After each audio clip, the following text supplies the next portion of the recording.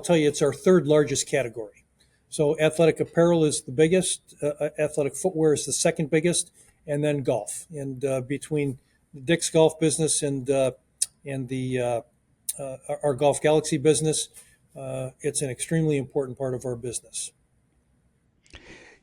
I would imagine that when you got into it, it's a very, very different situation now. The PGA of America, I know, at one point was very, very territorial about the sale of equipment and things related to golf that weren't at green grass stores. Did you face resistance when you first started? Oh, definitely. I mean, a number of the brands wouldn't sell to us.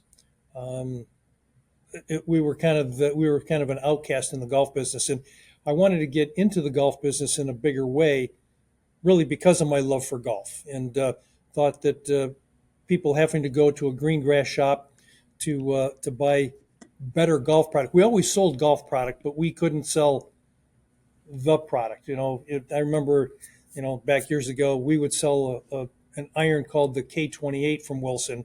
We couldn't sell Wilson staffs or the X31s. And I thought that we need to find a way to sell that kind of product. So we started to buy it from a distributor.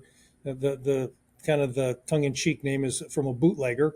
So we would Hmm. bootleg some of this product and put it in, and the brands weren't very happy with us, and certainly the PGA of America wasn't very happy with us. But as we grew, I think they all found that we respect the game, we respect the equipment. It wasn't just used as a loss leader to get people into the store to buy other product. We were very serious about making this an important part of our business.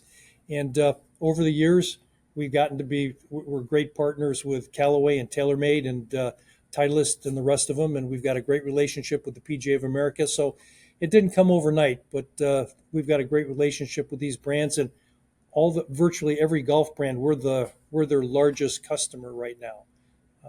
But Really? yes, yes, but it did not happen overnight. There were some trials and tribulations along the way. I wonder what those discussions were like. Let's just take Wilson, for example. What were those discussions like with you going to them and I assume saying to them, sell me, I want to sell staffs. And would they just say no?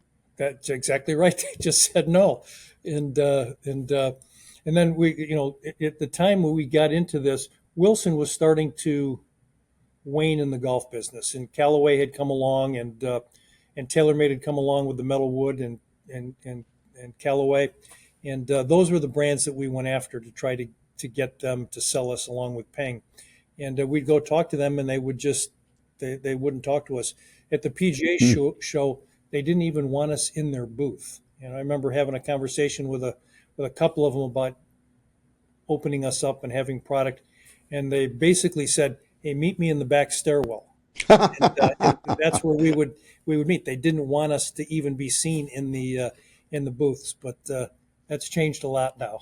Yeah, well, I would imagine they had to be somewhat ambivalent about this because, on the one hand, the culture was telling them you can't sell these clubs anywhere but a golf store Right. or but a golf club. But on the other hand, you were offering them the opportunity to exponentially increase the number of clubs and product that they could sell. Yeah, we did. And what we did is when we built the stores, we built really a pro shop that was separated from the balance of the store. You kind of be able to walk through it in this archway where we go in, and we really spent capital doing it. We built, the displays for the irons and the bags, and we had a hitting bay where you could go in and hit golf clubs before you bought them.